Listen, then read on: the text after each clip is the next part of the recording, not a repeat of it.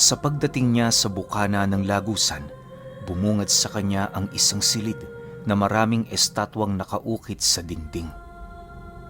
Sa gitna nito, naroon ang pinuno ng mga tasi-tasi na matyaga namang naghihintay sa kanyang paglapit.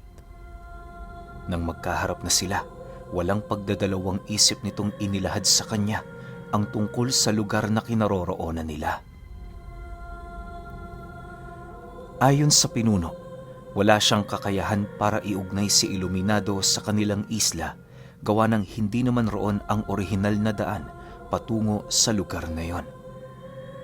Dagdag pa nito, may piling oras at panahon lamang ang pagbukas ng lagusan na siya namang kinakailangan nilang bantayan kung nais niyang makabalik. Iho, sinagot ko ang pagtawag mo sapagkat meron din akong dalang mensahe para sa iyo. Isa sa mga manlalakbay namin na kararating pa lamang sa tribo, nakita sa lugar ninyo ang ilang miyembro ng mortal naming kaaway. Mag-iingat ka, wala silang kapayapaang dinadala. Itago mo ng maigi ang sinulit, siguraduhin mong hindi ito makikita ng kahit na sino. Alam ko, napatunayan mo na ang nakakatakot na kakayahan nito. Bungad na wika ng pinuno ng mga tasi-tasi. Matapos nitong makapagsalita, inilahad din ito ang tungkol sa mga kaibigan nitong papanhik sa kanyang tahanan 2 araw matapos ang kanilang pag-uusap. Bibisita yon sa kanya hindi para makipag-usap, bagkus ay tumulong sa mga digmaang nakaamba sa hinaharap. Nang mailahad na ito ng pinuno, agad naman siya nitong niyakap habang unti-unti niyang nararamdaman ang pagdilim ng paligid. Sa isang iglap, bigla naman siyang napamulat ng kanyang mga mata at kasabay nito ang pagsilay niya sa kanyang sarili na nakahiga sa silid niya. Napakatahimik ng paligid. Unang pumasok sa isip niya, nagsiuwian na ang kanyang mga kasama. Para makasiguro, minabuti niyang tumungo sa labas ng bahay para magmasid. Nang masipat niyang wala ng tao roon, dali-dali naman siyang bumalik para ipagpatuloy ang kanyang pagpapahinga. Sa pagsapit ng umaga, nasipat niya ang kanyang kasama na nagmamadaling tumungo sa bahay niya. Pagdating ng mga ito, agad naman niya yung tinanong kung bakit hindi sumama ang 2 kaibigan nila. Nang marinig naman yon ng kaibigan niyang malapit sa kanya, hindi na ito nagpaligoy-ligoy pang ilahad ang tungkol sa pagkalas ng 2 sa kanilang grupo. Ayon sa kaibigan niya, maging sila man hindi makapaniwala sa desisyon ng 2. Gayunpaman, kahit malabo ang mga bagay-bagay, wala silang magagawa kundi ang magpatuloy. Dagdag pa nito na kung naisin man ng 2 yon na bumalik sa kanilang grupo, muli nila yung tatanggapin na parabang wala man lang nangyari. Matapos naman yung marinig ni Iluminado, minabuti niyang manahimik na lamang upang hindi na makabanggit ng kung ano-ano sa mga ito. Makalipas lamang ang ilang minuto, doon na siya niyaya ng kanyang mga kasama na bumalik sa laot para manira ng mga bahura. Nang marinig naman niya ang sinabi nito, minabuti niyang tumanggi, lalo pat hindi siya magpapakakampante ukol sa mga babalang inilahad ng pinuno ng mga tasi-tasi.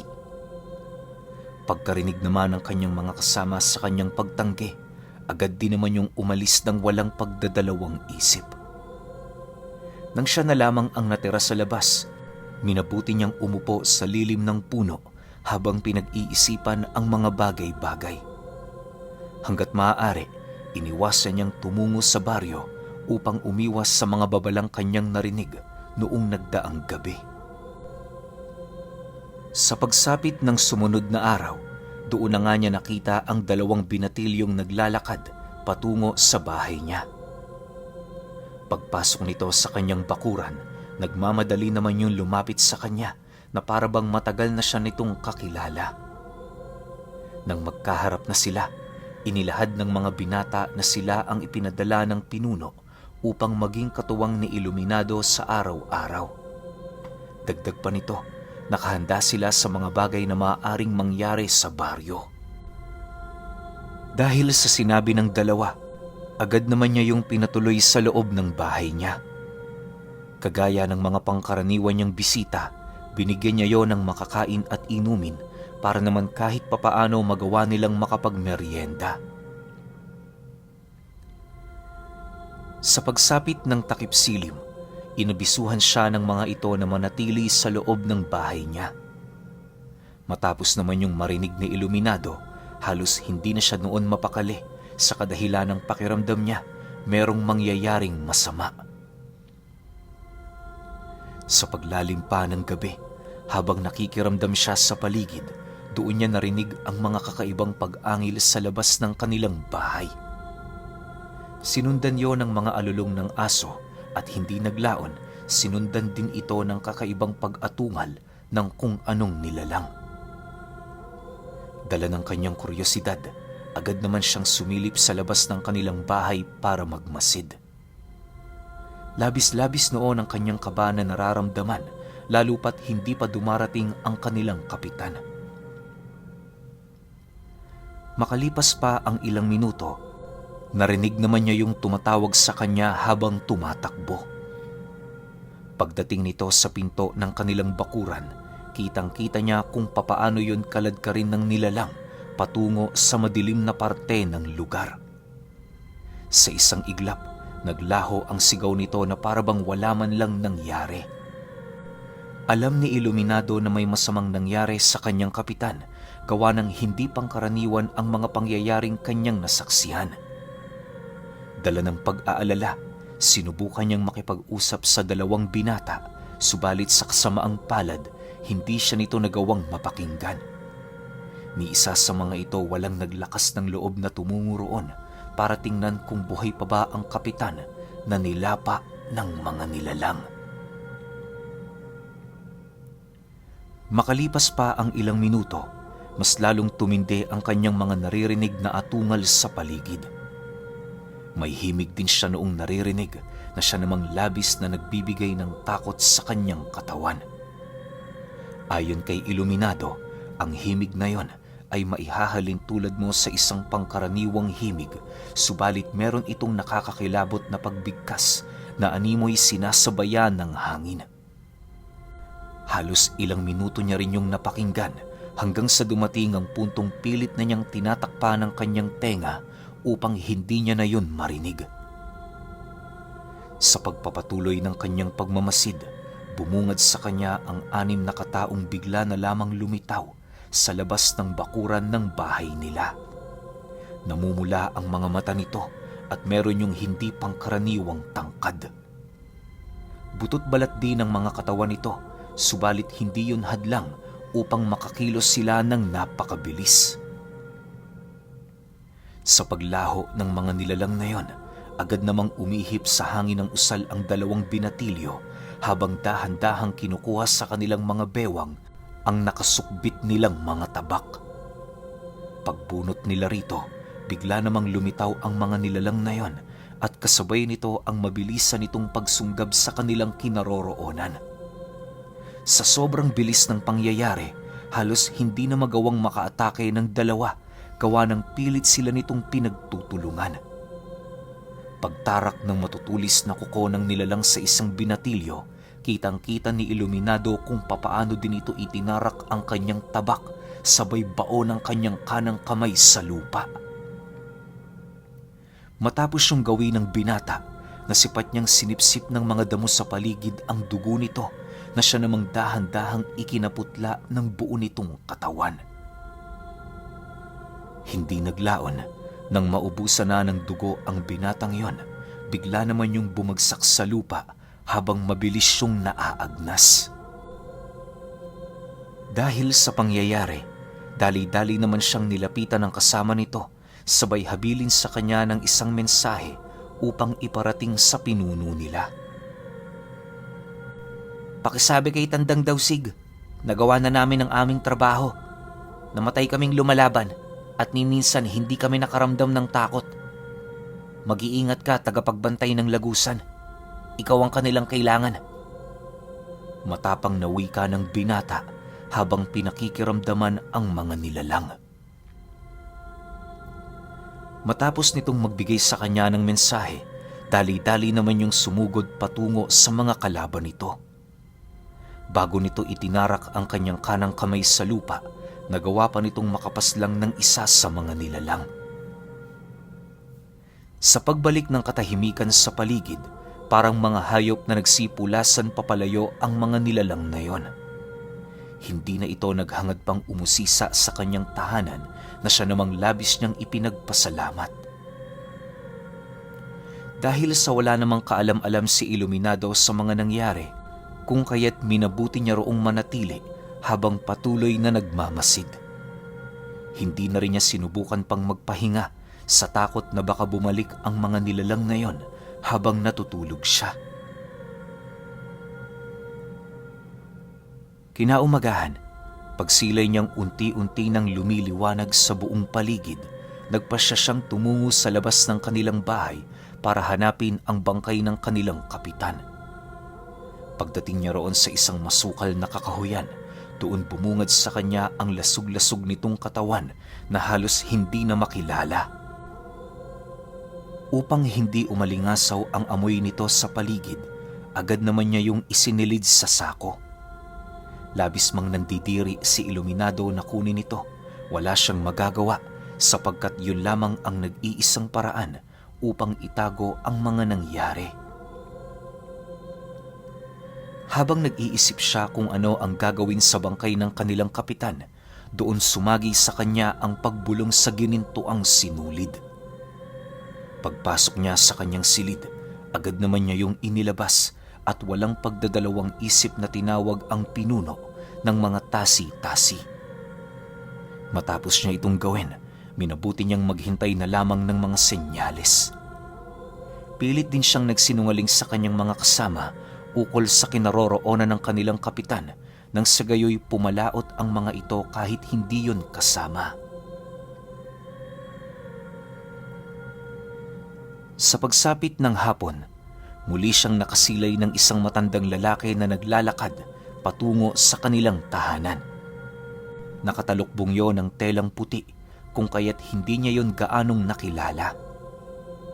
Pagdating nito, laking gulat na lamang ni Iluminado nang masipat niya ang mukha ng kanilang kapitan sa katauhan ng panauhing yon. Dahil sa bagay na kanyang nasilayan, bigla naman siyang napaatras sa kadahilan ng pakiramdam niya minumulto na siya. Huwag kang matakot, Iluminado. Naparito ko para pagtakpan ang mga nangyari rito. Ako na atasang magpanggap kapalit ng yumao mong kapitan. Magtulungan tayo upang hindi na maulit ang mga pangyayaring ito. Wika ng lalaki na kahawig ng kanyang kapitan. Matapos naman yung marinig ni Iluminado, tumangulang naman siya bilang pagsang-ayon. Upang hindi sila mapagdudahan ng iba pa nilang kasama, minabuti nilang sumama dito sa pagpapalaot. Sa paglipas ng mga araw, naging abala sila sa pagmumuro ng mga bahura. Marami naman silang nakuhang isda, gawa ng bago ang lugar na pinuntahan nila. Sa loob ng ilang araw na pagpapalaot ng kanilang grupo, pansin na pansin ni Iluminado ang kaibahan ng pagdedesisyon ng lalaki kumpara sa yumao nilang kapitan. Pakiramdam niya, di hamak na mas marami yung alam sa karagatan kumpara sa kanila. Dahil sa dami ng kanilang nahuhuli sa araw-araw, kaya na may mabilis din ang pagramdam nila ng kaginhawaan. Halos gabi-gabi noon ay masaya silang nag-iinuman nang sa gayoy magawa pa rin nilang makapagsaya sa kabila ng araw-araw nilang trabaho. Isang gabi, habang nag-iinuman ang kanilang grupo, nadapo ang kanilang usapin sa mga kababalaghang nangyari sa kanilang baryo. Ayon sa isa nilang kasama, may naiulat sa sityo nila ukol sa pagdukot ng hinihinalang aswang sa isang bata. Walang nakapagsabi kung totoo ba ang pangyayaring yon, gawa ng ligtas naman ng bata na tinukoy ng saksi. Dagdag pa nito, naniniwala siyang hindi nagsisinungaling ang nakakita sa kadahilan ng suguyo ng simbahan.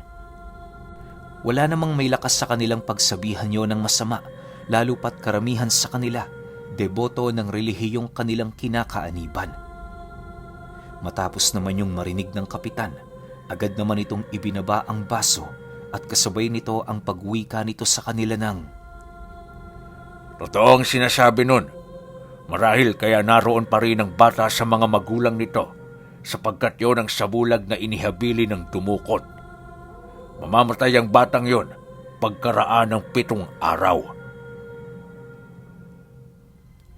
Nang marinig naman nila ang sinabi nito, halos hindi nila magawang sumagot sa kadahilan ng kitang-kita sa pagmumukha ng kapitan ang pagiging seryoso nito sa mga bagay-bagay na kanyang inilahad. Sa pagpapatuloy ng kanilang pag-uusap, doon nila napag-alaman na ika-6 na araw na ang dumaan matapos nangyari ang pagdukot sa bata. Nang malaman naman yon ng kanilang kapitan, inilahad nito sa kanila na magpapaputol yon ng daliri kinabukasan kung mananatili pang buhay ang bata. Bagaman nakakairitang pakinggan ang sinasabi nito, wala silang magawa kundi ang manahimik habang nakikinig. Makalipas pa ang ilang oras, paisa-isa ngang nagsiuwian ang kanilang mga kasama. Nang silang 2 na lamang ang natira, nagbukas pa ng isang bote ang kapitan nila upang ipagpatuloy ang kanilang pag-iinuman. Ayon dito, para sa 2 niyang kapatid ang bote ng alak na yon. Hindi man niya nakita ang pagkamatay nito, taus-puso niya pa ring ipinagmamalaki ang kadakilaan nitong ginawa para sa kanilang angkan. Nang marinig naman ni Iluminado ang sinabi ng lalaki, doon na numbalik sa kanyang isipan ang tungkol sa mga nangyari. Nang magkaroon na siya ng pagkakataon para magtanong, naglakas loob siyang sabihin dito ang huling pangyayari na kanyang nasaksihan bago bawian ng buhay ang 2 binatilyo. Tinanong niya rin ito kung bakit inilulubog nila sa lupa ang kanilang mga kamay sa oras ng kanilang kamatayan. Matapos naman itong marinig ng kapitan, seryoso lang naman itong tumitig sa kanya habang inilalahad ang tungkol sa sikreto ng tribo nila. Ayon sa lalaki, ginagawa nila ito upang ipasipsip sa lupa ang kanilang mga dugo nang sa gayoy hindi yun mapunta sa kanilang mga kalaban. Yon ang pamamaraang kanilang natutunan nang sa gayoy mapanatili sa mundo ang walang kamatayan nilang dugo. Dagdag pa nito, sino mang aswang ang makakainom sa dugo nila, magtatangan ng walang hanggang buhay. Mariin nila itong iniiwasan sa kadahilanang kapag nangyari ang mga bagay na yon, mananatili ang mga nilalang sa mundo hanggang sa pagsapit ng 1,000 taon. Matapos yung masambit ng kapitan, bigla naman yung napatahimik na parabang may naramdaman itong nakikinig sa kanilang pag-uusap. Maya-maya pa, nang maubos na nila ang bote ng alak, dali-dali naman silang pumasok sa loob para magpahinga. Habang nakahiga sila sa upuang naroon sa sala, nagpatuloy naman ang kanilang pag-uusap. Lahat ng bagay na kinakailangang malaman ni Iluminado ay ibinahagi sa kanya ng tasi-tasi alinsunod sa habilin ng pinuno nito. Sa pagsapit ng umaga, dahil sa wala naman silang trabaho sa laot, nagdesisyon ang kapitan nila na turuan siya ng mga buhay na salita. Kalakip ng pagturo nito ng mga lihim ay ang unti-unti nitong pagpapamulat sa kanya ukol sa sikreto ng talinhagang umiikot sa mundo. Naniniwala kasi ang kapitan na hindi lang sila ang nag-iisang tribo na nagtatago. Marami pa ang katulad nila na meron ding karunungang iniingatan. Bagaman hindi sila ang pinakamalakas na angkan, alam nila sa kanilang mga sarili na isa sila sa mga alay na kinakailangan ng kanilang mga kalaban. Ang pagiging immortal ng mahabang panahon, nangangahulugan ng kapangyarihan at malawak na karunungan. Dahil sa ganoong kakayahan ng kanilang mga dugo, kaya na may nagpasya ang mga ninuno nila na magtago sa isang isla. Sa paglipas ng mga siglo, dala ng karunungan ng kanilang tribo, nagawa nila itong maikubli sa mundo ng mga engkanto. Ayon sa tasi-tasing nakausap niya, totoong may isla roon, subalit hindi yun kayang tingnan ng mga ordinaryong mata ng tao. Sino man ang may pahintulot sa kanilang tribo, ang siya lamang na makakasilay nito. Tandaan mo, Iluminado, bahagi ka na ng aming tribo. Ikaw ang magiging representante sa lugar na ito. Hindi ka bibigyan ng susi sa aming lugar kung walang nakikitang kakayahan sa iyo ang aming pinuno. Ingatan mong sinulid na yan dahil diyan nakasalalay ang buhay mo at ang kapayapaan ng aming lugar. Sa tamang panahon, ibabalik mo din yan sa aming tribo. Konting oras na lang ang hinihintay namin para maisakatuparan ang aming plano. Wika ng tasi-tasi na nagpanggap nilang kapitan. Nang marinig naman yon ni Iluminado, nanatili lang naman siyang tahimik habang hinihintay ang sasabihin ng kanyang kausap. Subalit nang mapagtanto niyang wala na yung balak na magsalita pa, doon na siya naglakas loob na alamin ang tungkol sa plano ng kanilang tribo. Dahil sa kanyang naging tanong, kaya na may agad siyang pinaunlakan ng lalaki para magawa niyang malaman ang kabuuan ng pangyayari. Ayon dito, kaya nila ibinigay ang gininto ang sinulid na naghahabi ng panahon ay para maipagpatuloy ang kaugnayan ng isla sa mundo ng mga tao. Kapag nasa loob kasi yun ng mundo ng mga engkanto at naabutan ito ng pagdugo ng buwan, magsasara ang kanilang ginawang lagusan na siyang maghuhudyat ng kanilang pagkakulong. Yon ang dahilan kung bakit ibinigay kay Iluminado ang sinulid sa kabila ng pagiging makapangyarihan nito. Sa paglalim ng gabi, matapos ang kanilang pag-uusap, nagdesisyon silang magpahinga ng maaga. Habang natutulog sila ng mahimbing, bigla na lamang siyang nagising nang maramdaman niya ang kakaibang pag-angil sa labas ng kanilang bahay. Pagsilay niya sa kinaroroonan ng tasi-tasi, napansin naman niya yung nakatayo, hawak-hawak ang punyal nito. Bagaman hindi yun gumagalaw, ramdam na ramdam niya ang bilis ng pag-ikot ng paningin nito sa buong paligid. Makalipas lamang ang ilang minuto, nakarinig sila ng nilalang na biglang lumapag sa bubong, kung kaya't dali-dali naman yung nag-usal ng taimtim. Paglabas nito ng kanyang medalyon, nagbatuyo ng mga buhay na salita sa itaas at kasabay nito ang pagrinig nila ng pag-ungol habang unti-unting bumabaon ang matatalas nitong kuko sa pawid ng kanilang tahanan. Pagbagsak nito sa bakuran, halos mauga naman ang pamamahay nila Iluminado sa kadahilan ng pilit yung sinusuwag ng nilalang. Hindi naglaon, dumami na ng dumami ang nararamdaman nila sa paligid hanggang sa dumating ang puntong nakarinig sila ng 3 malalakas na katok sa pinto. Dahil dito, hindi na napigilan ng kanyang kasama ang magsalita ukol sa nilalang na pilit nagpaparamdam sa kanilang dalawa. Iniwasan din itong buksan ang entradang pinto ng bahay sa paniniwalang ang mga nilalang na kumakatok ng 3 beses nagdadala ng sakit at kamatayan. Upang maiwasang makipaglaban sa mga nilalang, nagdesisyon ang tasi-tasi na ibaon sa lupa ang isa sa kanyang mutya. Matapos niya yung tabunan ng lupa, nagsambit siya ng 3 buhay na kataga at kasabay nito ang paglitaw ng 3 kaluluwa na mabilis din namang tumagos sa dingding ng bahay ni Iluminado. Segundo lamang noon ang dumaan, ramdam na niya ang biglaang pagtahimik ng paligid. Yung mga tunog na kanina lang ay nagbibigay ng takot sa kanya, unti-unti nang nawala. Sa pagbalik ng katahimikan sa kanyang tahanan, doon pa lamang sila nakahinga ng maluwag. Ang kasama niyang tasi-tasi noon, Nanatiling nakaupo sa tabi ng pinagbaunan niya ng mutya habang nag-iisip. Paglapit niya sa kinaroroonan nito, seryoso naman yung nagwika sa kanya ng, Ito na ang kahuli-hulihang mutyang dala ko para maitaboy sila. Pansamantala lang ito.